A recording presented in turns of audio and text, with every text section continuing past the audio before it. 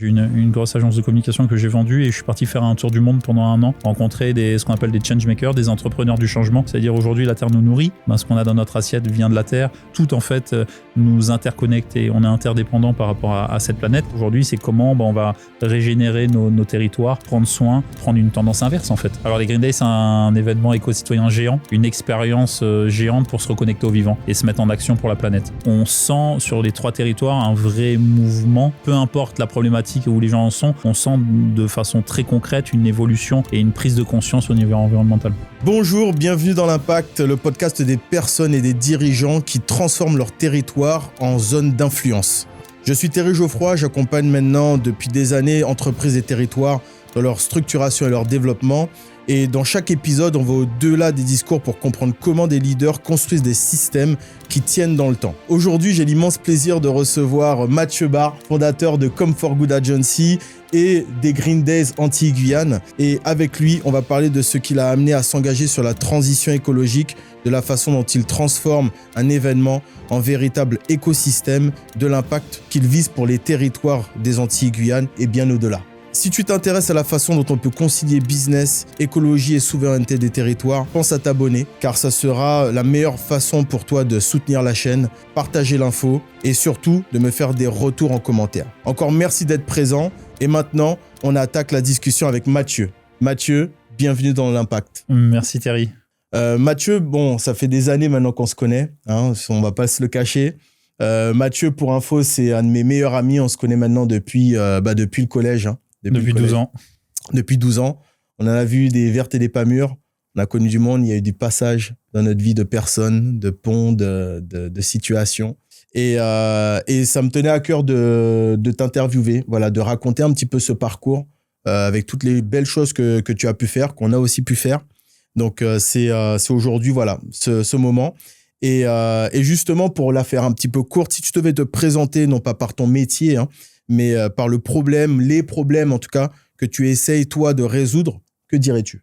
Mais je dirais que le premier problème que je veux résoudre, c'est la reconnexion des humains au vivant et donc de comment on peut se mettre au service de la planète à travers nos actions du quotidien et surtout nos organisations privées et publiques. Ok, et Come4Good Agency, les Green Days, quel est son terrain de jeu, on va dire ? Aujourd'hui, Come4Good Agency et les Green Days sont déployés sur les Antilles-Guyane. Donc, on est vraiment sur le territoire de la Guyane depuis maintenant plus de 7 ans et des Antilles maintenant. Donc, avec un événement itinérant pour les Green Days qui se déploie chaque année sur ces territoires. Et l'agence qui accompagne donc les acteurs privés et publics sur les 3 territoires Guadeloupe, Martinique, Guyane. Mais pas que, parce qu'il y a aussi des événements qui se font sur la métropole. Oui, tout à fait. On a développé maintenant, les Green Days ont pris leur marque à Montpellier depuis 3 ans. Donc un événement de grande ampleur sur Montpellier qui sensibilise les petits et les grands.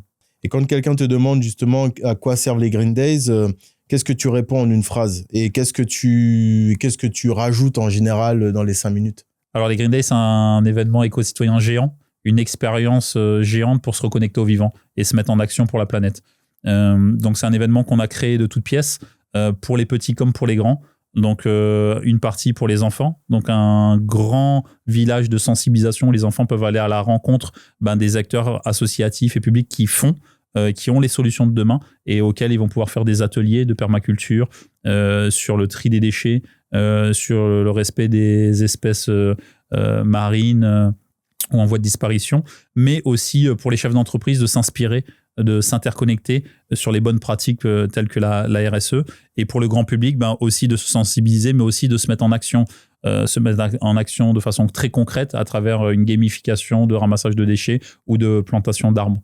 Ce qui est très intéressant pour connaître un petit peu les méandres et le fin fond un peu de toute cette organisation, parce qu'on ne se rend pas compte, c'est quand même des milliers de personnes qui sont réunies à chaque événement, dans des lieux de grand public, mais aussi donc surtout sur des points d'eau, donc des rivières, des plages, des endroits qui sont des fois difficilement accessibles. Et les Green Days, en tout cas, c'est une journée qui permet de faire ce qu'on appelle des maïouris en Outre-mer, donc qui rassemble justement du public, des parents, des enfants, Et il y a toute une dynamique qui est faite. Et c'est vrai, ce qui peut être intéressant d'expliquer, c'est toute la logistique qu'il y a justement derrière ça, les associations notamment qui sont sollicitées, parce que voilà, c'est un travail de longue haleine, complexe, avec des autorisations à demander aux communes. Voilà, il y a un gros travail de préparation. Comment on crée un événement de cette ampleur-là? Voilà. On le crée déjà avec un why très fort. Donc, l'envie vraiment de plus que de créer un événement, mais de créer un mouvement. C'est vraiment l'inspiration des Green Days. C'est vraiment de créer un mouvement éco-citoyen aux Antilles-Guyane qui rayonnera par la suite sur la métropole, avec l'idée vraiment de se dire que aujourd'hui, on doit montrer la force du nombre, donc rassembler un maximum de personnes et les mettre en action, car aujourd'hui, c'est à travers l'action que les choses vont pouvoir changer. Et c'est vrai que sur un événement de cette ampleur, qui est donc sur les territoires, mais qui couvre tous les territoires, donc on est multisite, on fait comme tu l'as si bien dit, on fait des ramassages de déchets ou des plantations d'arbres sur 7 sites le même jour, à la même heure, avec en moyenne entre 500 et 1000 personnes sur chaque événement, que sur la partie de Mayuri. Donc c'est un événement qui demande beaucoup de logistique, beaucoup d'engagement. Donc on a des chefs de projet bien sûr qui sont experts sur ces thématiques, et on a vraiment cette capacité aussi de créer des moments forts de partage et de gamification. Donc en fait c'est des moments festifs. On a donc aujourd'hui ce qu'on appelle les golden déchets. Les gens sont des chasses au trésor géantes, donc ils vont chercher à travers le ramassage de déchets des cadeaux. Ils vont avoir de la sensibilisation parce qu'il y a des associations qui sont sur place, mais il y a aussi des parrains, des marraines. On a eu Miss France, on a eu Rodman, donc on a vraiment aussi tout cet aspect vibes musical, artistique. Donc c'est plus juste un Mayuri, c'est vraiment un moment de partage, de connexion fort et d'action concrète pour la planète. Et d'ailleurs, le dernier Green Days qui a eu lieu, c'est terminé par, il me semble, un concert. C'est ça qui a été donné. Et donc oui, pour le dernier né, donc le festival des Green Days, on a voulu en fait créer un moment fort de célébration, parce qu'après avoir sensibilisé les enfants, les chefs d'entreprise et mobilisé le grand public, on voulait célébrer un moment et montrer qu'en fait prendre soin de la nature et de nos territoires, c'est aussi festif et positif. Et donc il y a un grand moment aujourd'hui qui s'appelle le Green Days Fest, qui rassemble des artistes engagés, musicaux, mais pas que, aussi des danseurs, des graffeurs, et Chris Combet, Pearl Lama, voilà, des artistes connus, très connus anti-guyanais, et avec vraiment cette volonté de partager des good vibes et des messages forts, engagés, qui permettent aux gens de sentir que c'est positif. En fait, tout ça est très positif. Quand on est au service du vivant, c'est vraiment des choses positives. Et à quand la Réunion, la Polynésie, les autres territoires d'outre-mer aussi? Une volonté de toute façon de développer le projet au niveau de tous les territoires de l'outre-mer. Donc aujourd'hui, on initie ce mouvement comme on l'a fait en Guyane depuis maintenant 7 ans, 4 ans sur la Guadeloupe.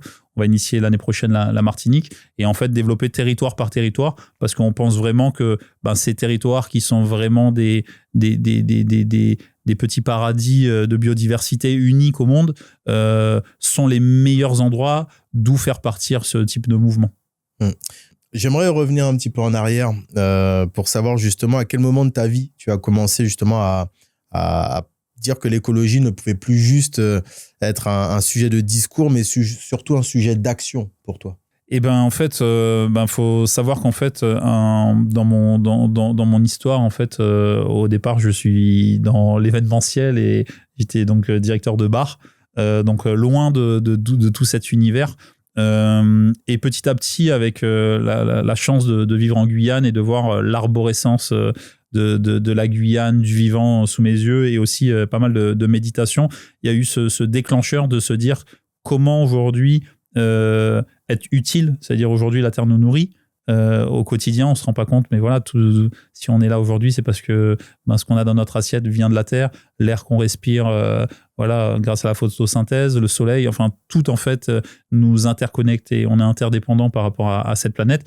Et en fait cette volonté de se dire aujourd'hui comment rendre à la terre tous ces cadeaux, et en fait la mise en action, ça veut dire en fait aujourd'hui comment on peut régénérer la terre, comment aujourd'hui on peut prendre soin d'elle après avoir des années on l'a laissé de côté, on l'a un peu exploité sans réflexion. Aujourd'hui c'est comment on va régénérer nos territoires, prendre soin et prendre une tendance inverse en fait. Et donc cette volonté des Green Days, c'est avant tout donc de la sensibilisation, de l'interconnexion, mais aussi de l'action, parce que c'est à travers l'action qu'aujourd'hui les choses vont changer. Est-ce qu'il y a eu un choc, un événement, des mentors justement qui t'ont permis de passer une dimension sur cet engagement? Ouais, tout à fait. Moi, mon point de départ, donc comme je le disais, c'était vraiment ce contact avec la nature exubérante et la méditation. Et après, j'ai eu la chance donc de vendre. J'ai eu une grosse agence de communication que j'ai vendue et je suis parti faire un tour du monde pendant 1 an, rencontrer ce qu'on appelle des changemakers, des entrepreneurs du changement, donc des gens qui entreprennent, donc vraiment des businessmen, mais qui ont un seul objectif d'avoir une action positive ou sur l'humain ou sur l'environnement. Et en fait, ça a été des véritables sources d'inspiration. J'ai rencontré des gens comme Tristan Lecomte de Pure Projet, David Coste de Patte Blanche et bien d'autres. Et en fait, ces rencontres m'ont montré qu'en fait, on pouvait entreprendre en ayant de l'impact positif et en fait, ce n'est pas antinomique souvent, mais en opposition l'entrepreneuriat et l'association. Et en fait, ce qu'on appelle les changemakers sont des entrepreneurs dans l'âme, vraiment, mais ont comme seule volonté en fait d'avoir un impact positif sociétal ou environnemental. Et en fait, l'argent aujourd'hui devient juste un carburant à l'impact, moins une histoire plus personnelle ou voilà. Et quand tu as lancé justement les Green Days, est-ce que tu avais déjà l'idée au départ où ça a mûri de lancer un événement d'une telle ampleur? Comment le processus est arrivé? Ouais, en fait, l'idée c'était voilà, j'avais ce passé d'événementiel et en fait je me suis dit comment on peut créer le plus gros événement des Antilles-Guyane. Et donc en fait, évidemment, c'est quelque chose entre l'idée et la réalisation, ça prend du temps. Donc on a monté d'abord 2 événements et tu es la bonne personne pour le savoir parce qu'on l'a monté ensemble. Donc on a commencé avec d'abord un salon. Donc un salon pour le grand public, pour la sensibilisation. Donc là, comment le grand public pouvait rencontrer les experts associatifs et publics, privés pour trouver des vraies solutions concrètes pour changer leur quotidien. Et après, la mobilisation éco-citoyenne qui a tout de suite pris avec pas mal d'importance. Et puis petit à petit, il y avait cette vision de se dire en fait, on doit vraiment toucher tous les publics. Et donc les enfants, pour nous, sont la priorité. Donc on a créé par la suite le Green Day School. Donc aujourd'hui, c'est à peu près 2000 enfants par territoire qui sont sensibilisés sur 2 jours à travers des visites de sites. Donc ils vont aller visiter des fermes pédagogiques, ils vont aller visiter de la production d'énergie propre, ils vont aller visiter du traitement d'eau. Donc vraiment, les mettre vraiment en contact avec les solutions. Ils vont faire des ateliers de permaculture, des projections, des pièces de théâtre, donc beaucoup de l'émotion. Donc ça, c'était pour le Green Day School. Et après, on a créé le Green Days Pro, aujourd'hui, qui est dédié aux professionnels. Et là, on est vraiment sur un temps d'inspiration. Donc comment on va inspirer des entrepreneurs à franchir le cap. Donc on parle beaucoup de RSE, mais nous, on aime bien parler d'engagement et de mettre en fait l'entreprise au service du vivant. Et là, on va être sur des temps forts où les gens vont pouvoir se rencontrer, échanger les bonnes pratiques et avoir de l'inspiration à se dire en fait c'est possible avec des témoignages très concrets de changement et de montrer qu'en fait la croissance durable passera par cette transformation. Est-ce que tu as eu peur? Est-ce que dans tout ce parcours t'as eu des peurs, j'imagine? Alors, et est-ce que tu pourrais nous en partager en tout cas certaines, parce que avoir de l'impact, essayer d'avoir un grand changement dans le monde, ça demande parfois des sacrifices, ça demande parfois aussi de se dépasser, sortir de sa zone de confort, de dépasser ses peurs. Quels ont été pour toi peut-être certains gros challenges? Le premier challenge, c'est que en fait, quand j'ai lancé les Green Days, j'étais loin d'être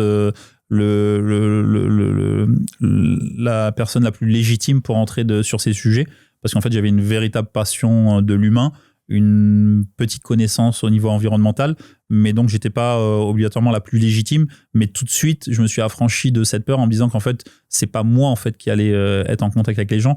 J'allais créer un événement qui allait être un porte-étendard de tous les acteurs qui l'étaient. Donc on voulait pas réinventer la roue et on était vraiment là pour mettre en lumière les personnes qui des fois n'ont pas les moyens. C'est-à-dire il y a vraiment ce pain aujourd'hui de se dire qu'en fait des associations aujourd'hui n'ont pas les moyens d'avoir une grande visibilité et de rencontrer beaucoup de monde. Et en fait on a vraiment rempli ce besoin. Donc il y avait cette première peur, et après la deuxième peur, c'était peut-être aussi de se dire que comment on allait arriver à avoir un passage à l'échelle. On est parti avec peu de moyens, from scratch, donc zéro. Et on a dû embarquer des grandes marques, des collectivités. Et en fait, ce passage à l'échelle n'est pas simple parce qu'il prend du temps. Et donc, il y avait ces questionnements de se dire comment on allait y arriver. Et puis, en fait, au fur et à mesure, l'enthousiasme des gens, vraiment, ça a vraiment pris. Et puis, aujourd'hui, c'est vraiment, on se rend compte que voilà, plus qu'un événement, c'est un mouvement et que ça y est, il est lancé. Et maintenant, c'est toujours comment on peut aller plus loin dans l'aventure. Ce que je me souviens en tout cas de l'organisation à l'époque, c'était vraiment cet engouement qu'il y avait de fédérer. Et c'est vrai que c'était toujours très agréable quand on passait notamment de ville en ville, de collectivité à collectivité, de voir comment les collectifs d'associations, parce que comme je dis, on ne se rend pas compte, mais c'est quand même une grosse organisation. Ça nécessitait dans chaque ville de sourcer toutes les organisations environnementales et autres, ou même toutes les entreprises qui étaient dans le domaine du sociétal, on va dire, et puis de tous les réunir à une date précise, à un jour précis, avec leur accointance ou leur non-accointance, etc. Et de voir qu'en tout cas pour la cause commune, c'est-à-dire protéger, préserver leur territoire, voilà, s'allier à la cause, ça c'est quelque chose en tout cas qui mettait tout le monde d'accord. Et ça, c'est quelque chose qui, je pense, a été unique dans ce qui a été lancé, évidemment par ton initiative, par ta vision. Alors moi, je l'ai accompagné, mais c'était ta vision. Et c'est vrai que c'était magnifique de voir en tout cas que les gens avaient ce besoin d'être fédérés et que c'était pas si simple que ça, qu'il y ait un acteur qui se sentait lui-même pas légitime de devoir dire, écoutez, bon, moi, j'ai pas vos compétences, j'ai pas la connaissance du territoire, enfin, j'ai pas tout ce que, mais unissons-nous parce que c'est plus grand que nous. Exactement. Et c'est un peu, moi, ce que je sais de toi et que les gens qui te connaissent, qui t'apprécient et qui t'aiment savent aussi. C'est que tu as ce pouvoir, on va dire, qui permet de pouvoir fédérer autour de projets qui nous dépassent. Et ça, c'est quelque chose dont tu peux être fier. Merci beaucoup. Ouais. C'est un de nos mantras, c'est plus grand que nous. Et je pense que c'est aussi dans cette vibe qu'on a avancé et de se dire qu'en fait, comme c'est plus grand que nous, on peut s'effacer pour plus grand et donc effacer nos égos et vraiment allier nos compétences. Et c'est avec notre bâton de pèlerin qu'on a été voir, comme tu le dis si bien, les associations, les organismes en disant en fait, voilà, on va faire quelque chose de grand ensemble. Et en fait, on a tous un bout de la solution et c'est en maillant ces acteurs du territoire qui, malheureusement, le font très peu. Et là, en fait, de les mailler et de les faire rayonner. Donc, c'était vraiment un de nos principaux objectifs, c'était vraiment de mailler ces acteurs, de les faire rayonner au plus grand nombre, parce qu'en fait, les solutions sont déjà là. Mais en fait, elles ont besoin d'un passage à l'échelle. Et pour ce passage à l'échelle, il faut qu'on touche de plus en plus de monde. On va faire une bonne transition, je pense, justement, avec le côté plutôt société et notamment comme For Good Agency, qui est, on va dire, le pendant des Green Days. Et de voir, donc il y a un gros volet Green Days, là, ça va être plus grand public, bon, même s'il y a effectivement des parrains qui vont participer lors de ces événements, terrain. Mais il y a un gros volet aussi où là, c'est plus RSE, plus de sensibilisation, plus pro. Et là, c'est vrai que je crois que c'est là que rentre évidemment la quintessence de Come For Good Agency. Et donc, comment aujourd'hui se construit l'architecture entre les Green Days et Come For Good Agency?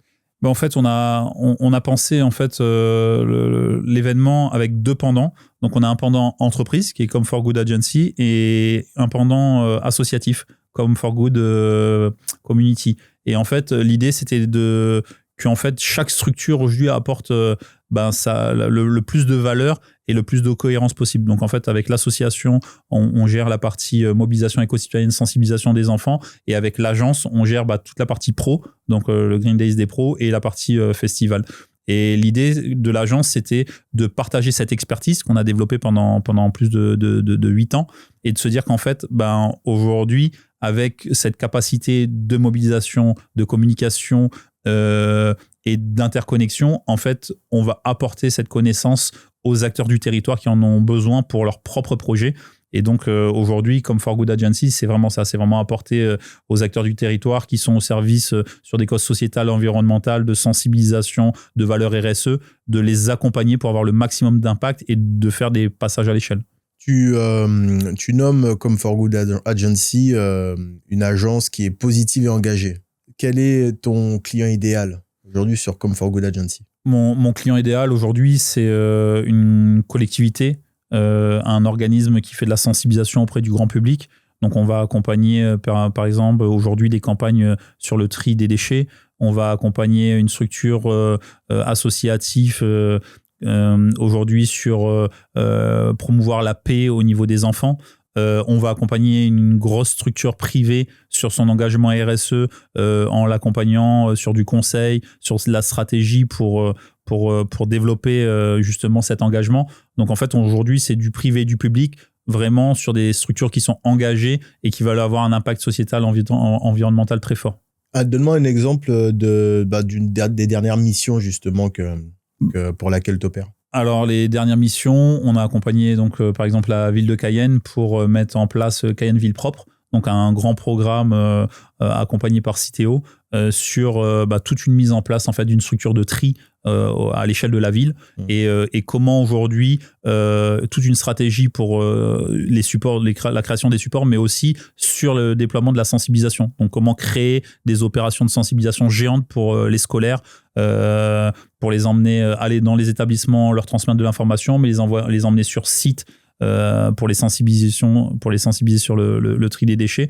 Donc, on va faire ce type d'opération. On va faire des opérations pour sensibiliser le grand public à travers des opérations ludiques sur le tri du déchet ou l'accompagnement d'une association qui veut se déployer sur le territoire en Guadeloupe, par exemple, à travers cette valeur de paix et donc de l'encapacité à mieux communiquer avec des stratégies pour faire levier et avoir le plus de plus d'impact et un maximum aussi d'adhésion. Donc voilà, ou ça peut être aussi des grosses structures privées qu'on va accompagner sur des team building autour de la RSE, sur des fresques du climat. Comment on structure tout ça? C'est-à-dire que comment aujourd'hui est composée ton équipe? Vous êtes à combien? Comment aujourd'hui tu as structuré tes activités? Alors aujourd'hui, on les structure avec des chefs de projet. Donc nous, on travaille en grande partie qu'avec des chefs de projet seniors qui sont experts sur leur domaine. Donc on a des chefs de projet sur les Green Days qui vont piloter chaque partie du Green Days, qui ont développé une expertise qu'on a formée de A à Z. Et après, sur les sujets extérieurs, on a des chefs de projet qui sont complètement sur cette vibe d'engagement. Et donc aujourd'hui, on est 5 dans la structure et on a donc des responsables par territoire et des chefs de projet spécifiques par pôle. Et quand tu regardes avec un petit peu de recul ton travail, ton agence, ton organisation, de quoi es-tu le plus fier et qu'est-ce qui te reste encore à améliorer? Ce qu'on est le plus fier, c'est l'alignement. C'est-à-dire qu'on est en quête d'alignement constant entre nos valeurs et les besoins économiques. Et en fait, aujourd'hui, on se rend compte que ce qui paye, et on vient nous solliciter par cet alignement. Quand les gens voient justement la preuve par l'exemple, ça veut dire en fait l'initiative des Green Days, quand ils voient notre site internet, ils voient les opérations qu'on a menées, en fait, on a peu à défendre sur notre alignement et sur notre savoir-faire parce qu'on l'a déjà prouvé et il est connu et reconnu. Donc en fait, on est vraiment fiers de cet alignement qui a été construit d'année en année par la preuve, par l'exemple. Quand je reviens un petit peu là sur les Green Days, quand tu compares aujourd'hui les actions que tu peux faire en Outre-mer et celles notamment que tu fais sur l'Hexagone, quel est le rapport à l'écologie? Quelle est la différence de rapport que tu as pu observer par rapport à l'écologie entre l'Hexagone et les Outre-mer? Alors, c'est des sujets qui sont très différents, mais je dirais même entre les Outre-mer, c'est très différent. Ça veut dire les problématiques par territoire sont très, très différentes. Les problématiques environnementales sur la Guyane vont pas être les mêmes que la Guadeloupe, que la Martinique, que la métropole. En fait, les pains de départ, on va avoir par exemple sur la Guadeloupe des vraies problématiques liées à l'eau. Et donc en fait on va avoir peut-être une orientation qui va être très tournée sur les problématiques de l'eau. En Guyane, on va avoir des problématiques plutôt sur la partie déchets. En métropole, on va avoir des problématiques des fois qui vont être plus orientées sur le transport, sur l'agriculture. Et donc, en fait, les thématiques sont différentes et le niveau de conscience est aussi variable. On va avoir en Guyane la force du territoire qui est une multiculturalité importante. Mais du coup, de faire passer des messages est un peu plus complexe car ils doivent être adaptés à tous. Et donc, en fait, voilà, les problématiques sont différentes. Maintenant, on sent sur les 3 territoires un vrai mouvement et une vraie prise de conscience. Donc, en fait, peu importe la problématique où les gens en sont, on sent de façon très concrète une évolution et une prise de conscience au niveau environnemental.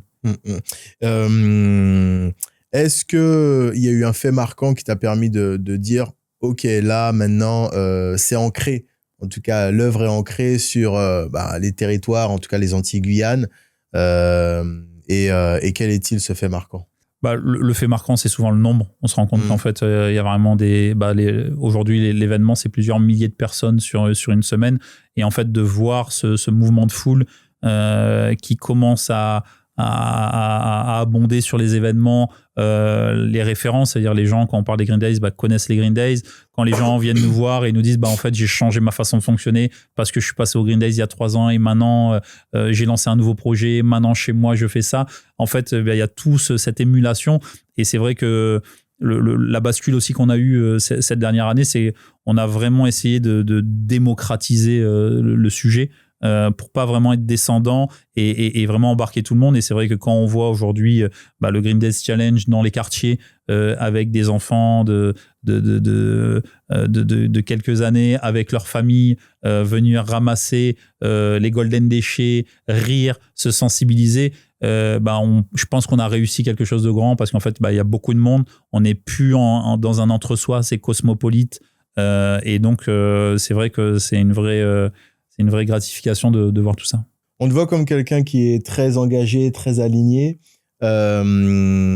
Objectivement, aujourd'hui, qu'est-ce qui est dur pour toi? Maintenant, en jouant, en ayant ce rôle, en ayant ce regard, en ayant cette responsabilité envers des employés, des partenaires, une population qui te regarde aujourd'hui, qui te connaît, avec une image de bienfaiteur, en tout cas, de l'environnement, de l'écologie. Voilà. Qu'est-ce qui est dur pour toi à vivre et comment, justement, tu te protèges et tu travailles sur toi? Je pense que ce qui est le dur pour moi aujourd'hui, c'est d'être dans une hyper conscience de la situation dans laquelle on est et d'avoir l'impression de jamais faire assez. C'est-à-dire souvent on vient me voir en me disant c'est incroyable, c'est un vrai mouvement, mais quand on a vraiment une prise de conscience globale et j'ai vraiment avec tout le cheminement que j'ai pu faire intérieur et de connaissance de l'environnement, d'une vue globale très consciente, on a l'impression de jamais faire assez. Donc c'est vrai qu'aujourd'hui le défi, c'est de trouver le juste rôle, de pas se mettre non plus trop de pression et de se dire qu'on fait le maximum. Et je pense que c'est ce que je fais. J'ai vraiment été dévoué au projet et de dire qu'on se fait le maximum, d'être dans la gratitude déjà de ce que ça peut apporter et puis de se dire qu'en fait c'est vraiment cette inspiration qui va donner à d'autres l'envie de faire et que ça va créer une émulation et que ça va vraiment créer un mouvement global. Donc de se dire aussi que toutes ces petites graines qui sont semées chaque année sur les territoires, ces milliers de graines, il y a des arbres qui vont pousser, de ces arbres vont donner des fruits qui vont donner d'autres arbres et donc vont une vraie émulation et un vrai mouvement. Donc s'enlever un peu de pression face aux grands défis sociétal et environnemental, de se dire qu'on fait notre part et d'être déjà heureux avec ce qu'on fait. Et ce serait quoi ton grand rêve dans tout ça?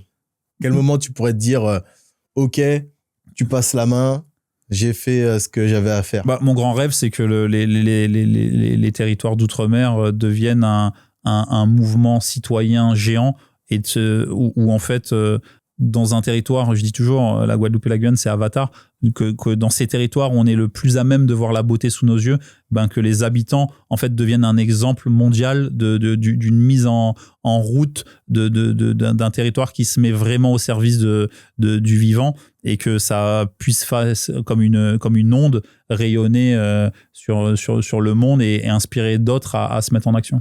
Alors, c'est intéressant ce que tu dis, le côté rayonnement de nos insularités, on va dire, de nos problématiques ultramarines, parce qu'on voit aujourd'hui que l'Hexagone, que les pays d'Europe, il y a de plus en plus d'intempéries, Ils sont soumis de plus en plus à des problématiques climatiques. Lors justement du dernier congrès des maires qui a pu y avoir en novembre de l'année dernière, c'était une grosse thématique liée justement à comment faire face aux problématiques climatiques. Et il s'avère que les Outre-mer ont ce savoir-faire depuis maintenant des centaines d'années à travers la construction, à travers l'habitat, à travers la gestion des problèmes climatiques, puisqu'ils ont des tremblements de terre, ils ont des cyclones, ils ont des problèmes d'eau, ils ont des problèmes de déchets, ils ont des problèmes de population dense qui parle différentes langues, etc. Bref, ils cumulent finalement tous les maux possibles d'une société sur des petits territoires insulaires. Et on se rend compte que maintenant, l'expertise est recherchée auprès des territoires ultramarins pour pouvoir aider finalement l'Hexagone. Donc, c'est maintenant presque David qui va aider Goliath. Alors, c'est très intéressant parce qu'on se rend compte que finalement, en fait, on a tous notre part à jouer. Donc, aujourd'hui, ce que tu mets en place, oui, ça a du sens de se dire de le continuer parce que, comme tu dis, c'est une vague. C'est une vague. Au départ, ça part petit, mais avec les ondulations, finalement, ça peut rayonner sur le monde. Et quand tu disais justement tout à l'heure que tu fais ton max, mais tu fais pas encore ton max parce que comme si tu n'avais pas assez de choses à faire, depuis quelque temps, tu es aussi président d'une école justement qui propose un mode d'éducation alternatif, innovant, et qui s'appelle d'ailleurs, je crois, Antonia, c'est ça? Donc, en quelques mots, qu'est-ce que tu peux nous en dire? Alors, pourquoi voilà, ce side project encore? Parce que pourtant, il y a déjà pas mal de choses à faire. Donc, pourquoi? Et qu'est-ce qu'est Antonia? Alors, en fait, aujourd'hui, mon engagement, il est associatif. Donc oui, je suis devenu président de l'école Antonia. L'idée, c'est que pour moi, l'enfant est vraiment au cœur de ce changement. J'aime bien dire que les enfants d'aujourd'hui sont les gardiens de la terre de demain. Et en fait, l'espoir, c'est vraiment les enfants.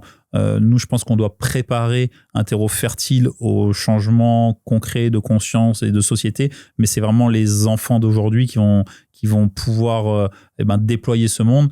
Et donc, les enfants sont vraiment au cœur de mes préoccupations. Ils sont encore très poreux à l'apprentissage, à l'émerveillement. Et donc aujourd'hui, c'est vrai qu'Antonia, qui est l'école de mes enfants, a rencontré certaines difficultés l'année dernière et donc a eu besoin de restructuration. Et c'est assez naturellement que je les ai accompagnés, car c'est un ADN très commun. C'est-à-dire aujourd'hui, c'est de l'éducation innovante, donc où en fait on met l'environnement, la connaissance de soi et la connaissance de l'autre au cœur de l'apprentissage. Donc aujourd'hui, ça fait partie de mon parcours, cette connaissance de moi à travers la méditation et aujourd'hui de réinventer l'éducation. Et en fait, Antonia, avant d'être un établissement, c'est un laboratoire de l'éducation de demain.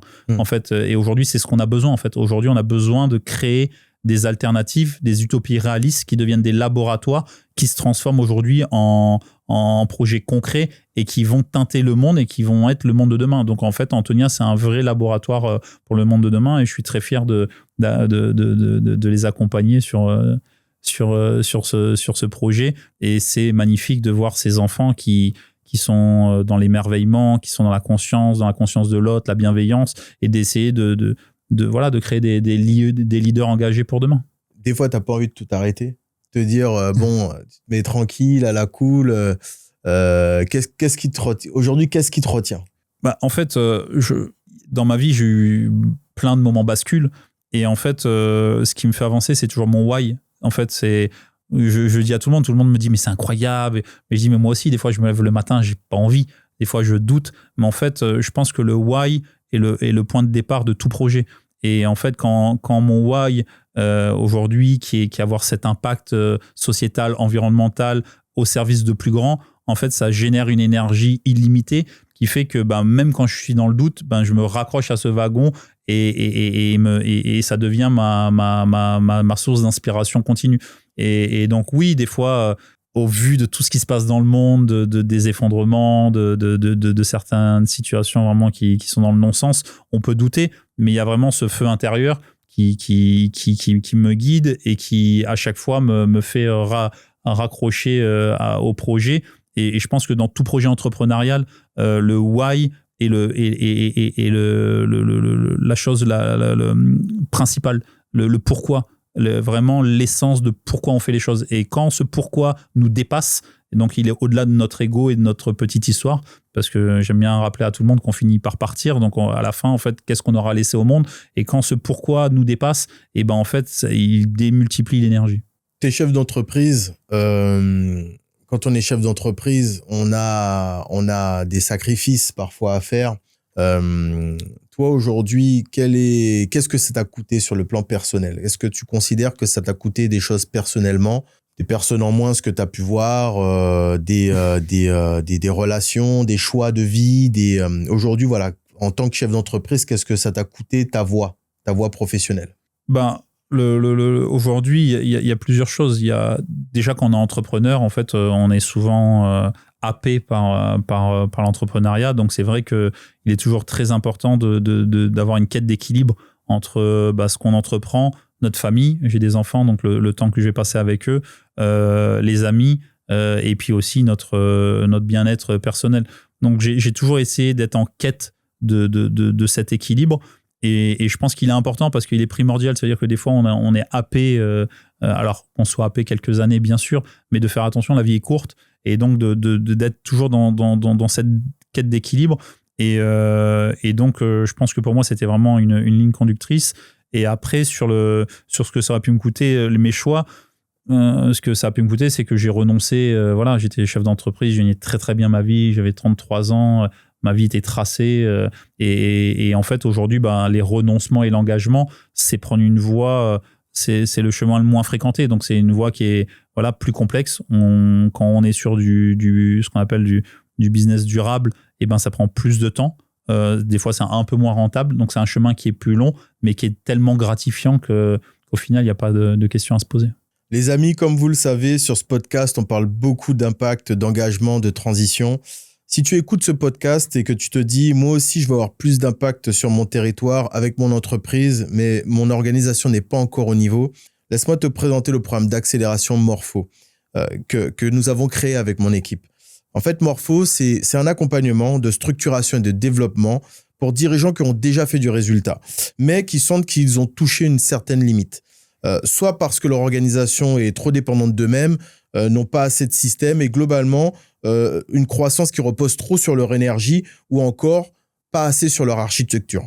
Concrètement, qu'est-ce qu'on va faire? On va prendre ton entreprise comme un organisme vivant et là, on va explorer ta vision, ton modèle, tes process opérationnels, tes RH, ta gouvernance, etc. Et on en fait une feuille de route claire. Si tu t'es reconnu dans cette conversation avec mon invité, va voir le lien Morpho dans la description ou écris-moi en commentaire. On regardera ensemble si ton organisation est vraiment prête à changer d'échelle.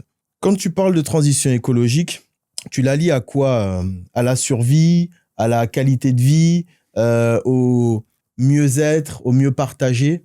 Pour moi, la transition écologique, c'est une transition, j'aime bien dire, du vivant. Donc, je pense qu'il faut décorréler. Souvent, on parle d'écologie, d'environnement. En fait, c'est vraiment juste la phase d'une seule pièce. Je pense qu'aujourd'hui, pour moi, la transition, c'est en fait d'arriver aujourd'hui à un équilibre avec le vivant en général. Donc, le vivant avec la Terre, aujourd'hui, qui est le premier organisme vivant sur lequel on vit, mais aussi dans la relation à l'autre. Donc, de sortir de cette dualité, de cette prédation et d'avoir vraiment aujourd'hui un monde avec des valeurs vraiment humanistes. J'ai entendu cette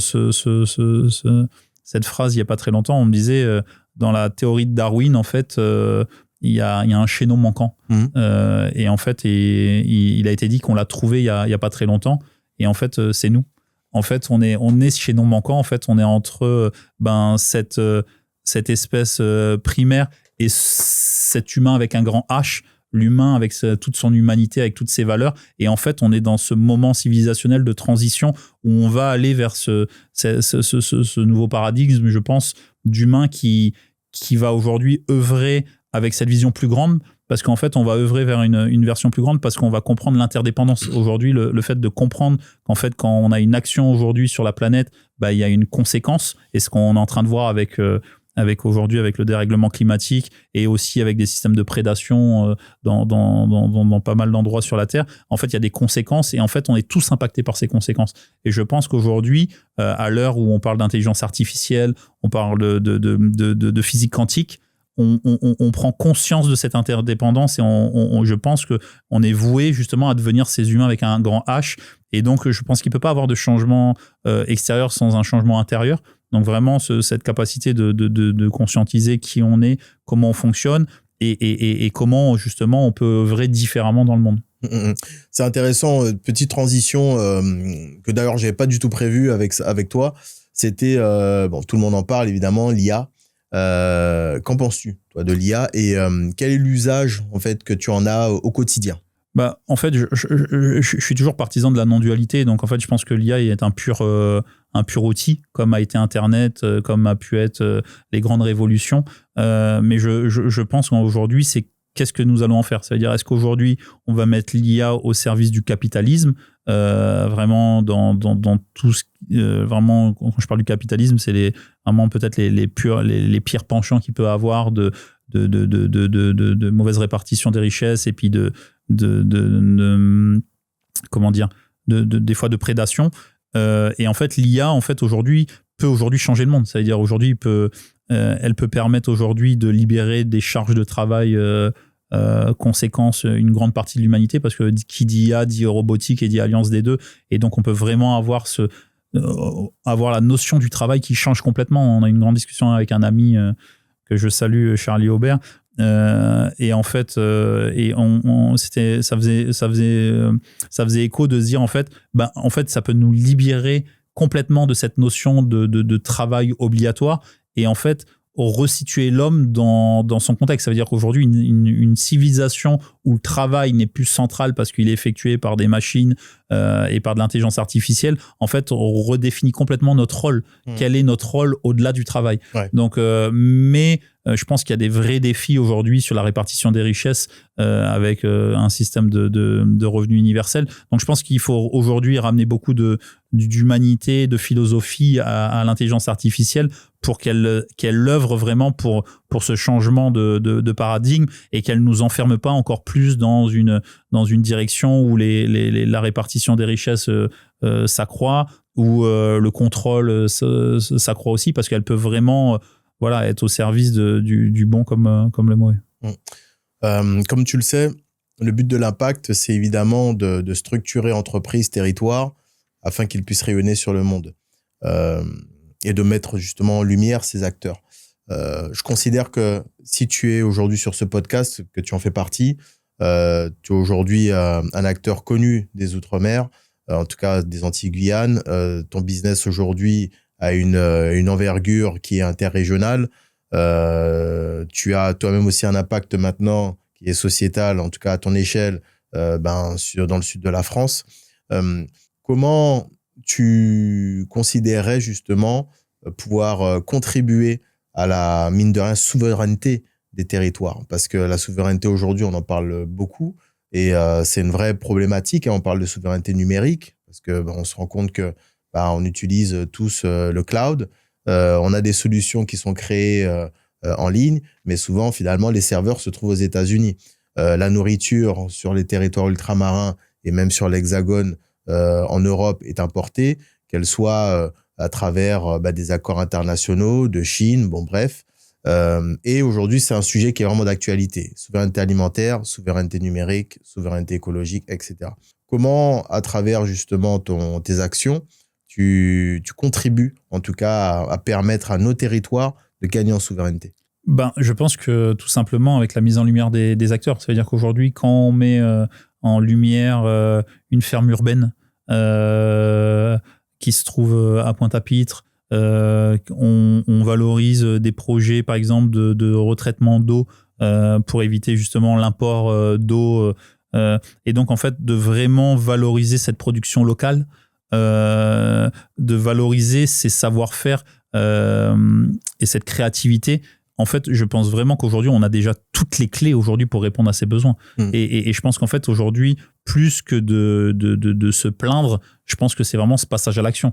Et en fait, se dire aujourd'hui, si aujourd'hui des grands groupes comme on a pu entendre dans certains sujets, optimisent leur marge sur des produits exportés et il tient qu'à nous d'avoir une production locale plus conséquente et une autonomie alimentaire plus importante. Donc je pense que les Green Days aujourd'hui œuvrent sur ce sujet à travers la mise en lumière et l'interconnexion de ces acteurs pour se fortifier et massifier leur impact et justement développer ces actions concrètes qui vont participer à la résolution de ce problème. Si tu avais un rôle politique, on va dire, qu'on te confiait pour les 5 prochaines années, quelle serait une des grandes décisions que tu aurais prises pour, une ou plusieurs, que tu aurais prises pour justement aider à cette transition écologique et économique? Je pense que, premièrement, j'aurais accompagné vraiment les gens à ces questionnements intérieurs. C'est-à-dire qu'aujourd'hui, j'aurais vraiment en capacité les gens à mieux se connaître, à avoir vraiment confiance en eux et dans leurs projets, parce que je pense que c'est la base, en fait. Ça veut dire qu'aujourd'hui, il y a vraiment un vivier, un potentiel extraordinaire, mais aujourd'hui, je pense qu'il a besoin d'être accompagné, coaché. Donc j'aurais vraiment accompagné ces créateurs, entrepreneurs, pour qu'ils aient confiance et qu'ils structurent leur projet. Et après, je pense que c'est de l'investissement purement sur des projets territoriaux. Je pense qu'aujourd'hui, il faut flécher. Je pense qu'aujourd'hui, au niveau Europe, on a accès à des fonds très conséquents. Et en fait, de vraiment flécher financièrement, aujourd'hui, l'argent est le nerf de la guerre. Et en fait, de flécher ces capitaux pour en capaciter ces projets territoriaux à produire. On sait que le lancement d'un projet, c'est complexe. Des lancements de projets de cette ampleur pour rendre une autonomie alimentaire possible demandent des investissements importants, mais sont créateurs d'emplois et sont créateurs de fierté. Aujourd'hui, c'est du mieux vivre, du mieux manger. Et c'est du lien aussi, c'est-à-dire aujourd'hui c'est remettre du lien avec le territoire, remettre le lien avec la terre et remettre le lien entre les habitants. Donc je pense que les deux grandes phases, ce serait vraiment cet accompagnement plutôt de coaching pour les entrepreneurs, pour vraiment qu'ils aient confiance en eux, qu'ils structurent au mieux leurs projets. Et le deuxième, ça serait de flécher des investissements beaucoup plus conséquents sur les projets territoriaux. Quel type de partenaire tu recherches pour tes activités actuellement? Nous, les partenaires qu'on cherche, c'est toujours pour les Green Days. Moi, je dis toujours, les Green Days sont gratuits pour tous les participants. Aujourd'hui, ils sont déployés grâce au partenariat privé-public. Donc, en fait, on a aujourd'hui des très grandes marques qui nous rejoignent chaque année. Donc, on a la chance de garder tous nos partenaires chaque année et puis d'avoir un cumul de partenaires qui se fait petit à petit. Donc, privé et public. Donc, aujourd'hui, toutes les structures privées, publiques qui ont aujourd'hui envie d'avancer ensemble sous une grande bannière commune, avoir un impact conséquent, rayonner leur engagement, sont les bienvenus à nous rejoindre dans l'aventure. Tu as un livre, un film, des références à nous partager justement qui t'ont guidé, qui t'ont apporté du réconfort, qui t'ont inspiré pour pouvoir mieux œuvrer dans ta quête? Ouais, alors les derniers films que j'ai vus qui étaient très inspirants, qu'on a diffusés pendant les Green Day, c'était Odyssée Plastique, qui montre comment quelques jeunes étudiants ont déplacé des montagnes à travers l'achat d'un bateau et qu'ils ont déplacé dans le monde entier pour partager de la connaissance sur le tri des déchets, le recyclage. Donc c'était un film très très inspirant. Et après c'est plutôt des personnages aujourd'hui comme Tristan Lecomte, qui est un de nos parrains, qui a créé Pur Projet, qui a planté des millions d'arbres pour de la plantation, l'agroforesterie, ou des gens comme Pierre Rabhi aujourd'hui. Donc vraiment montrer qu'en fait ne pas sous-estimer en fait vraiment ce qu'une personne peut faire. Et donc j'aime bien dire que seul on va plus vite, mais ensemble on va plus loin. Donc en fait, si une seule personne peut déplacer des montagnes, qu'est-ce qu'on peut faire tous ensemble? Quand tu seras plus là, qu'est-ce que tu aimerais que les gens disent de ce que tu as pu apporter sur les territoires où tu as pu travailler? J'espère qu'en fait, quand je serai plus là, tout ce qu'on a créé n'aura été qu'une graine d'un arbre bien plus grand et d'un changement sociétal profond. Est-ce que tu aurais 3 personnes que tu me recommanderais d'interviewer dans le cadre du podcast L'Impact? Ah oui, je veux. On va essayer de jouer la parité parce que c'est vrai qu'on parle beaucoup d'hommes, mais j'aimerais 2 femmes et un homme? Alors, je vais commencer par une femme, Safia Angel Life, qui est une copine et qui est une marraine qui a été marraine des Green Days, qui est une fille extraordinaire, que tout le monde connaît, je pense, à travers Grandeur Noire, qui est une entrepreneuse hors pair, qui a des milliers de choses à partager. Des milliers de followers. Des centaines de milliers de followers et qui est vraiment empreinte de grandes valeurs et de résilience. Donc, j'invite à l'interviewer. Okay. On a quelqu'un que tu connais très bien qui s'appelle Didier Ampio, qui a été aussi un de nos mentors. Faut pas l'oublier. Il nous a mis le pied à l'étrier et un soutien indéfectible dans les Green Days aussi. Donc, quelqu'un qui est vraiment parti de rien et qui a monté des projets assez fabuleux. On va faire l'inverse, on va faire 2 femmes, un homme. C'est ça, c'est ce que je t'ai dit. Ah ouais, autant pour moi. 2 femmes, un homme, c'est ça. Et ben, ta cousine. Shirley, voilà. Ok. Jean-Charles. Shirley Jean-Charles, en fait. Ouais, génial. Pourquoi? Parce que ça fait 2 fois, je crois, qu'elle revient Shirley en plus. Voilà, comment on passe du mannequinat à l'agriculture régénérative et elle a beaucoup à partager. Donc Shirley est je pense une femme exceptionnelle et elle a beaucoup à partager. Donc et je pense qu'aussi, je tiens à le dire, les femmes aussi font en grande partie sont la solution d'un monde différent. Ouais. Donc, ce sera justement, en mot de la fin, justement, est-ce que tu as un message à faire passer, un message qui te vient du cœur, une dédicace, un coucou, peu importe.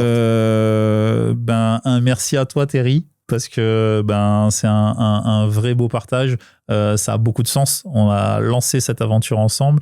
On fait ce premier podcast ensemble. Donc, un grand merci à toi d'avoir pu créer ce moment et puis pour cette interview. Merci à toi. Merci, chers auditeurs, chères auditrices. C'était un plaisir de partager ce moment avec vous. N'oubliez pas, on construit le monde ensemble et c'est ensemble justement qu'on fera des choses qui vont toujours nous dépasser. À très vite pour le prochain épisode, l'Impact par Vision Outre-mer.